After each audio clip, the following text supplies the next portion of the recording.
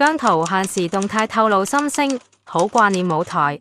姜糖都好掛念舞台上嘅姜，佢嘅 solo concert 仲未正式官宣，不過小編仍然堅信係有嘅，同大家一齊靜待好消息，到時全勤出動應援。不過呢段期間都有機會見到阿姜㗎。第7屆 KKBOX 香港風雲榜 The Beat Goes On 演唱會將於5月31日選址亞洲國際博覽館 Asia World Arena 舉行。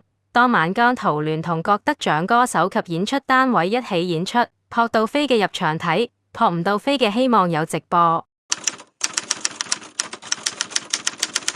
想見阿姜，仲有機會可以等6月1日同2日嘅 High Mirror 見面祭。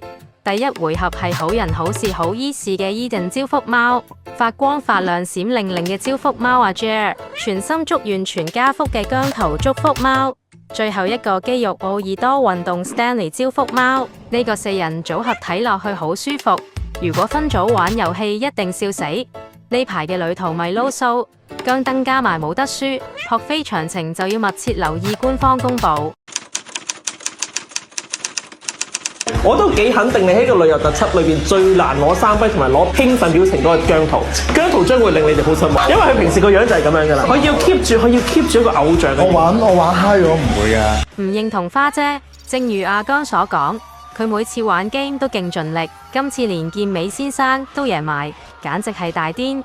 其後阿姜發咗呢個限時動態，好多人都唔明係咩意思。單身的力量有好多正解嘅，不過阿姜份人咁搞笑。估計佢睇呢啲長期單身 versus 長期健身嘅搣片多啲。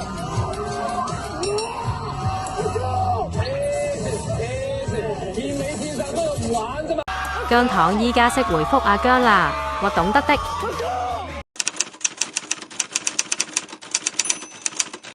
最後送上溫馨報道：澳門聖若瑟教區中學第5校及香港兒童合唱團分別於母親節當天為媽媽們送上蒙着嘴說愛你，答謝母親們一直以來嘅關愛。小朋友獻唱時更配以蒙着嘴嘅原裝手勢舞動作，精彩又感動。蒙着嘴繼成為幼稚園畢業歌後，經常成為學校及小朋友公開表演嘅熱門選擇，傳遞大愛與正能量，鼓勵小朋友用真誠嘅心去關懷他人，分享愛的力量。